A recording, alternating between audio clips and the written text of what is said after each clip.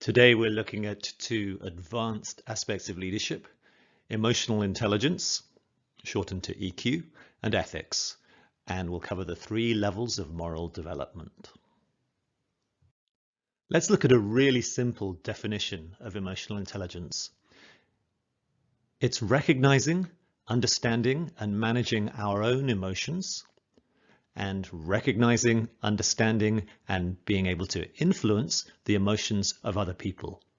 So we're thinking empathy here and good social skills, good listening skills too, right? You can find out a lot more about this topic from so many books and audiobooks. Several of them are written by Daniel Goleman, who popularized the idea over the last 20 years.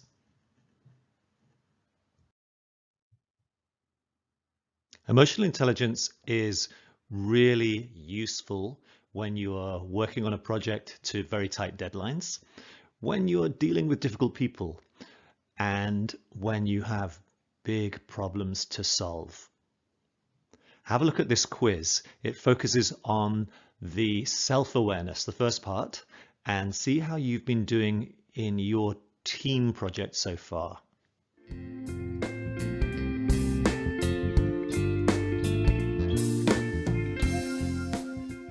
Now let's see if you've been recognizing and influencing the emotions of others. Once again, go through these questions and answer mostly yes or mostly no.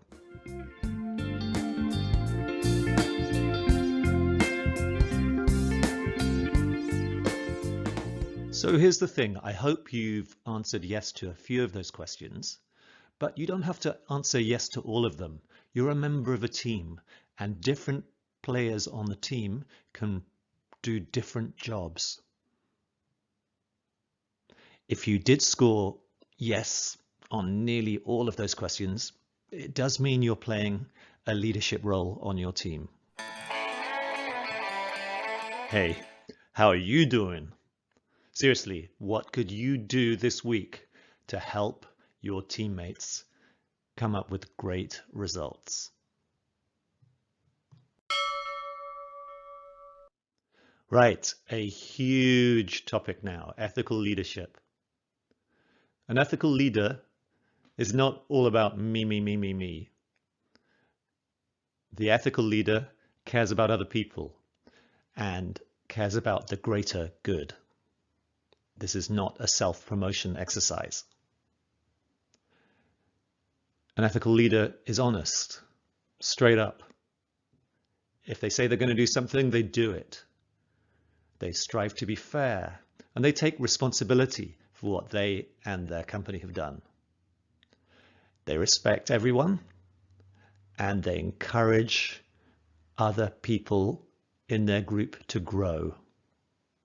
They don't try and keep other people down.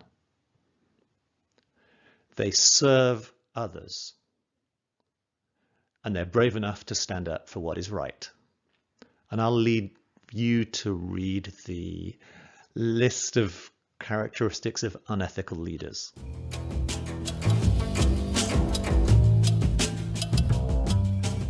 Love him or hate him, and most people either love him or hate him.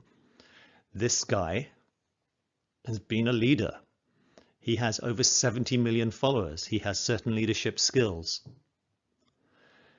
Curious to know how you think he scored on the ethical versus unethical leadership table.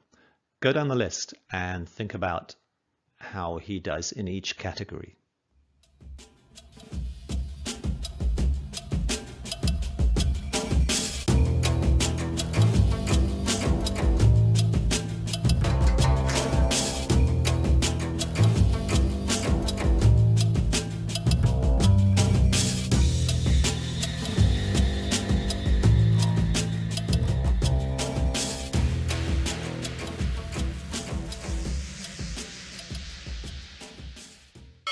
The next slide is really interesting, mostly for how you lead your life or run your business, but it's also relevant for how you would run a city or a country. Governments around the world, including here in North America, are really struggling right now with how to handle the people, the public. especially in light of very different ideas of how to deal with COVID-19, vaccinations, racism, climate change, and multiple other challenges. In some countries, they went rapidly to level 1 control. In others, they relied on level 3. In Canada, we mostly hang out on level 2, but we've tried all 3 levels. Have a look at this table to see what I mean. So in level 1, pre-conventional, we follow rules so we don't get punished. That's why some of us pay taxes. That's why some of us pay for parking tickets. We follow rules, we obey authority because they tell us what to do. In level 2, conventional, kind of Canadian style, we live up to the expectations of our society. We do what people expect us to do. We follow the law and we fit into the system.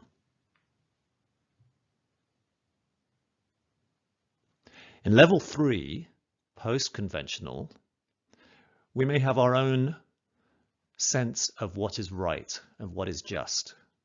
The table talks about universal principles. I think we have to be careful about calling anything universal.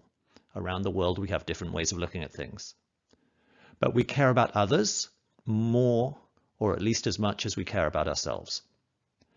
And we act independently and ethically, whatever the rule or the law says you're supposed to do. We do what's best for other people. Now, we probably share some morals, some ethical values. We shouldn't go around murdering people. We shouldn't steal from people. We shouldn't cheat other people. We shouldn't bully people. I'm pretty sure we agree on most of those. But there are other aspects where we might have completely different ideas of what is moral and what is not. Have a listen to this story. And while you're listening, think about each of the characters and decide which of them you like most and which of them you like least. Try and put them in order. Okay, enjoy. The boy, the girl, the ferryboat captain, and the hermits. Once upon a time there was an island, and on this island there lived a girl. A short distance away, over a dangerous little sea with sharks in it, there was another island, and on this island there lived a boy. The boy and the girl were very much in love with each other. The boy had to leave his island and go on a long journey, and he would be gone for a very long time. The girl felt that she must see the boy one more time before he went away. She was so much in love with him. But there was only one way to go from the island where the girl lived to the boy's island, and that was on a ferryboat run by a ferryboat captain. And so the girl went down to the dock and asked the ferryboat captain to take her to the island where the boy lived. The ferryboat captain agreed and asked her for the money for the ticket. Aha! The girl told the ferryboat captain that she didn't have any money. The ferryboat captain told her that money was not absolutely necessary. "I will take you to the other island if you will stay with me tonight." The poor girl did not know what to do. She really wanted to see her boyfriend, but so she went up into the hills on her island until she came to a hut where a wise hermit lived. A hermit is a wise old man who lives in a cave or in a little hut. We're going to call him Kermit the Hermit.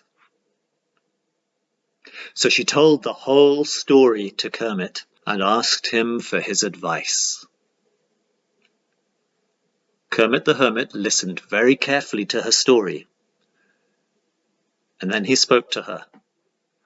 "I cannot tell you what to do.